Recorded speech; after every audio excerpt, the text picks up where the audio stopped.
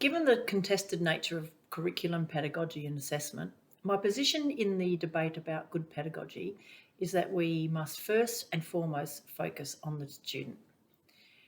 Our policies and actions significantly affect the students, therefore my good pedagogy would reflect my importance on building positive relationships with both my students and their families.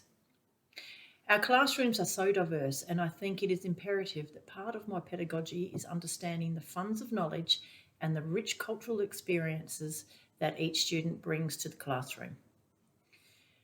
Good pedagogy acknowledges this diversity, provides a safe and inclusive classroom where the learning is co-constructed under a negotiated curriculum that considers each student's needs, interests and backgrounds. The Purcell, Rice and Dolfer 2013 reading clarified many points I have often heard and witnessed during my placements and as my work as an SSO in a country school. What was envisioned by the introduction of NAPLAN and what it has actually become are two very different things. NAPLAN was originally presented as a means to gather data of school-level aggregated results to help individual schools identify strengths and weaknesses in the teaching program. Individual data can help schools target areas and focus on specific supports and services. But by releasing the results on the My School website, this has caused significant distress on principals, school leaders, teachers and students. NAPLAN is now a high-stakes test that has consequently had a direct bearing on students' learning and thus student experiences by virtue of the fact that it has influenced teachers' educational practices. Every year before NAPLAN, as an SSO, I am requested by teachers to prepare copies of NAPLANs from previous years for students to practice on. Teachers change their timetables and lessons to focus on NAPLAN and spend a significant amount of time preparing students for the test. Teachers change the teaching to try and improve their results for the school. Both the teachers and students are put under immense pressure to perform and produce improved results. These actions were clearly expressed by Purcell, Rice and Dolfer 2013, who stated that over half the school day can be dedicated to literacy and numeracy lessons, allowing other subjects to be neglected. Could these actions have a future impact on our students? I have also heard at work and on placement how NAPLAN has negative effects on some students and places undue pressure on teachers and the teaching methods. However, they are all eager to see NAPLAN results so they can compare the achievements, or lack of, amongst themselves. The teachers complain of parents question them about their child's result, but the teachers are the first to contact parents when the students' results are exceptional. In some ways, I feel teachers are hypocritical and do not always have the students' best interests at heart. My thoughts on this subject always turn to the students. I wanted to understand their perspective on NAPLAN and found a reading by Rice, Dolfer, Policy and O'Hanlon about the impact of NAPLAN on the students. The anxiety and stresses that many teachers talk about, and I have witnessed during NAPLAN testing time, appear to be the result of students responding to contextual cues provided by the school's leaders, teachers and parents. Students can be immensely sensitive to the attitudes and emotions of others, and they have picked up messages about NAPLAN and how it is viewed in the eyes of their parents, teachers and principals. This reflects how important it is when developing my pedagogy that I consider my attitudes and beliefs that I may unwittingly pass on to my students. Is NAPLAN relevant today considering our multicultural society and diversity? For that matter, is our curriculum relevant for the same reasons?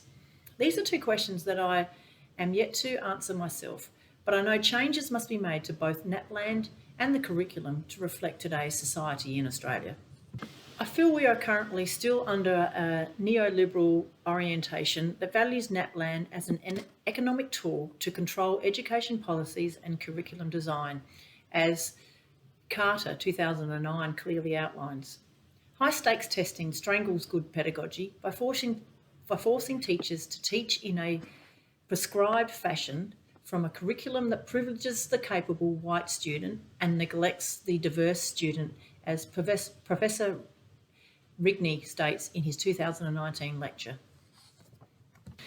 There clearly needs to be a discussion on curriculum design, as our changing society is full of diverse people. We must consider whose knowledge and values should be reflected in our curriculum. Johnson and Hayes, 2008, clearly highlight the disparity between the well-off and the socio-economically disadvantaged. I witnessed this when on placement at a school that expected less than their Indigenous students.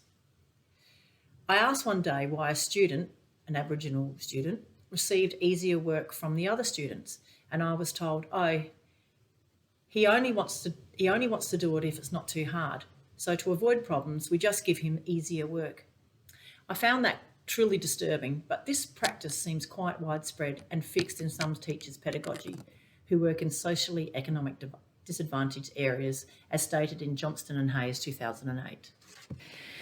Equity is a powerful concept that can change lives and society as a whole. I always viewed equality as the way to an inclusive classroom where everyone was considered equal, but after listening to Dr. Nemon's 2019 lecture, I now understand that equity is giving everybody what they need to be successful. Not everyone starts on the same level, and things happen along everyone's journey that broadens the gap and changes our needs. Dr. Nemon's 2019 lecture and the reading by Zembalis 2010 helped me reflect on my own privilege and unearned privileges, and how the current curriculum and assessments favour some students and disadvantage others. I understand the importance of assessment and a curriculum that provides guidelines for education. NAPLAN provides information that can be used to target areas of concern and provide vital funding to struggling schools. A curriculum is required to ensure specific educational standards are reached. However, I feel teachers are being pressured to perform in a way that suits the government, whereas they should be teaching for the students. As Professor Rigney 2019 stated, teachers should be demonstrating culturally responsive pedagogy. The curriculum should become one that is negotiated between the teacher and the students, as suggested by Boomer 1992. However, this is not a popular notion at this time. I have some control to change this in my classroom. I can acknowledge my privilege, enable equity, be inclusive, and continue to critically reflect on what is influencing my choices and how I can best teach to my students' needs. This, to me, is good pedagogy.